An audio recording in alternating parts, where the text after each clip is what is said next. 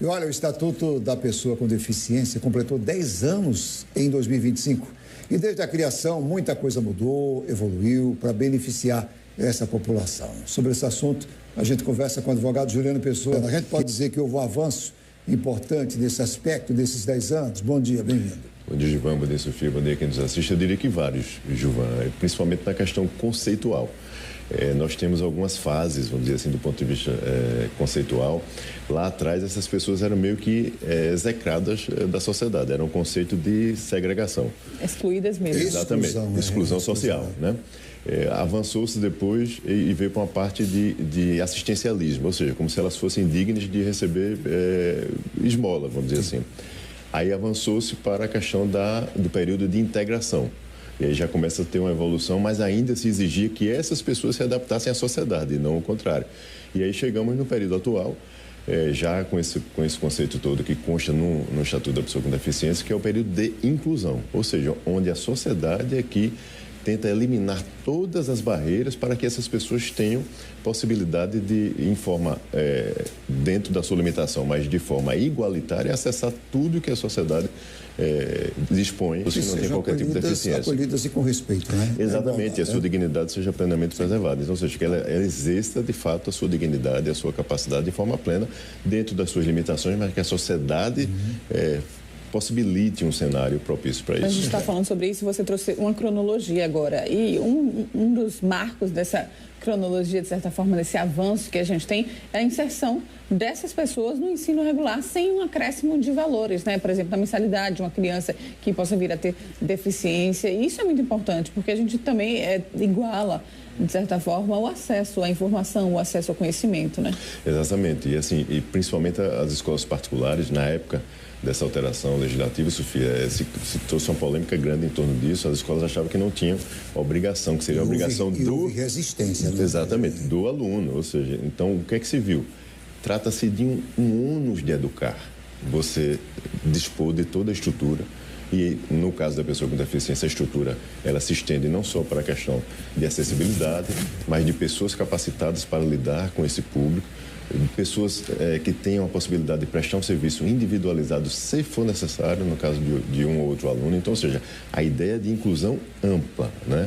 É aquela ideia do passado, já não existe mais, né? A gente falava de inclusão social e se pensava na parte urbanística, arquitetônica, de rampas. Não é isso que se fala. É só mobilidade mesmo. Exatamente, não é só mobilidade, é uma inclusão de fato ampla, plena, em consonância com a Constituição Federal, que traz todas as questões de direitos fundamentais que essas pessoas têm. Hoje nós temos legislações, para vocês terem uma ideia, que trata até de símbolos, de cordões para fácil identificação, porque nós temos inúmeras deficiências hoje, né? Então, ou seja, muitas não visíveis facilmente a olho nu, entre aspas. Então, ou seja, muitas vezes você não percebe que aquela pessoa tem algum tipo de deficiência.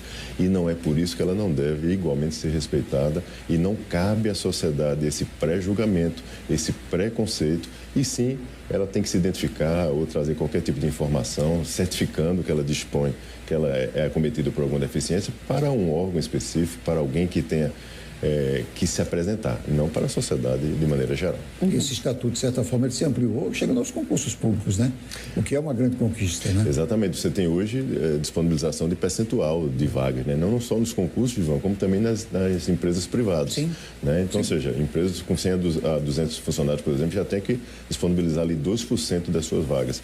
Então, isso é importantíssimo para que não haja esse tipo de postura, de fato, onde você solicite muitas vezes que a pessoa tenha de forma igualitária com o outro que não tem qualquer tipo de deficiência, alguns motivos, vamos dizer assim, algumas questões, habilidades que ela não tem como desenvolver na prática por uma questão óbvia. Então é importantíssima essa questão para que de fato nós tenhamos uma questão inclusiva realmente para que elas tenham acesso ao ambiente de trabalho. Das empresas, muitas empresas, existe aquela pessoa com deficiência que vai se enquadrar tranquilamente, né? A gente tem vários exemplos. Exatamente, e não deixa de ter talentos por isso, né? Ela pode não conseguir desenvolver de forma igualitária algum tipo de atividade, mas em outra atividade ela tem talentos muitas vezes superiores a outras pessoas que não têm qualquer tipo de deficiência. Então essa é a visão que a sociedade, os empresários e o Estado especialmente precisa ter de fato para essas pessoas. Voltando à questão conceitual, que eu falei da questão histórica, mas não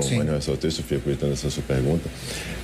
O Estatuto, ele trouxe de forma muito objetiva hoje a questão da definição. Então, ou seja, isso precisa estar muito claro, inclusive para a sociedade e para as pessoas que são acometidas por alguma deficiência.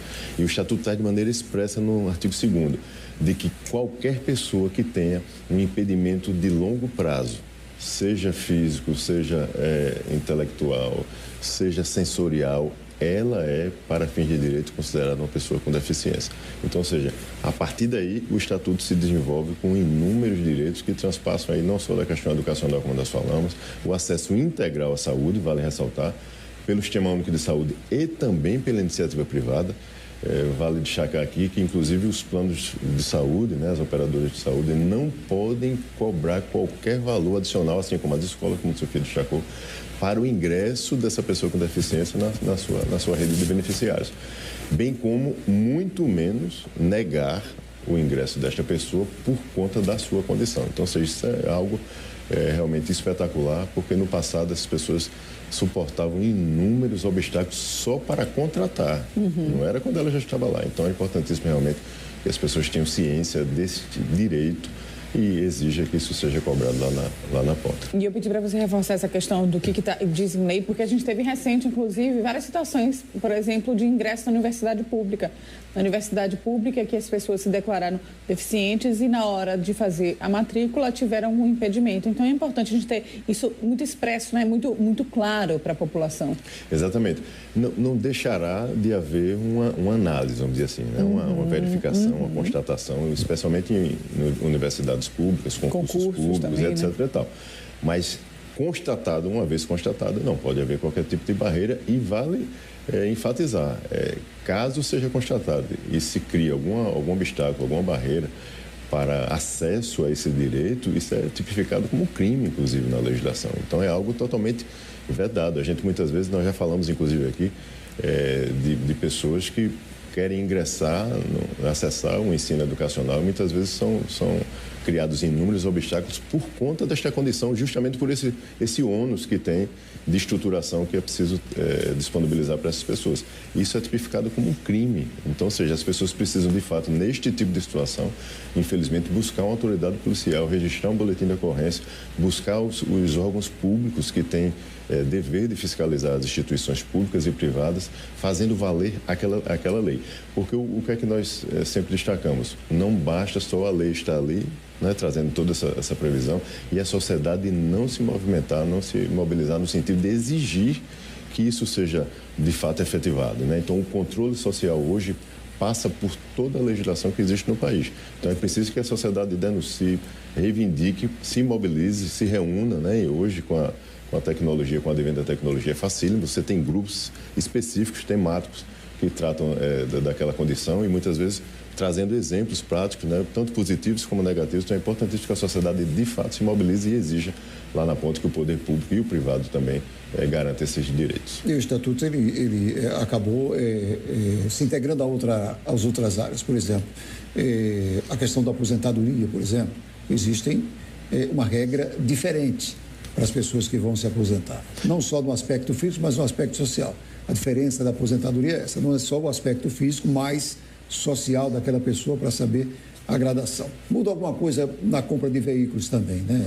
Também, você tem benefícios, né? O Estado faz o subsídio de desconto, ou seja, você tem a possibilidade de adquirir veículos com desconto. E isso é algo, de fato, essencial. E os benefícios previdenciários, como você bem falou, né? Então, você tem desde os benefícios por incapacidade permanente ou temporária, bem como o BPC. Então, tudo isso hoje é acessível de forma prioritária, vamos dizer assim. São pessoas que precisam ter esse olhar mais sensível, né, do ponto de vista do Estado e também da sociedade. Então, é algo, de fato, que precisa se ampliar cada vez mais para que as pessoas tenham mais facilidade ainda de acessar. E às vezes essa compra do carro não é diretamente para aquela pessoa, compra-se no nome dela, mas é para uma pessoa que vai dirigir para ela. Exatamente, porque não necessariamente seja ela o condutor, né? Nós temos hoje, por exemplo, crianças com deficiência e seus pais, seus responsáveis, têm a possibilidade de adquirir esse veículo e ser o condutor, né? Que é um progresso muito grande. Exatamente. Né? Não é pelo fato dela não ser o condutor principal que ela não tem a necessidade do veículo para a sua mobilidade e para facilitar o seu acesso. A gente quer agradecer, viu, sua participação aqui, mais uma vez trazendo esclarecimentos para a gente em relação a um tema tão atual e importante também para a sociedade. Eu que agradeço. Obrigado, Sofia. Obrigado.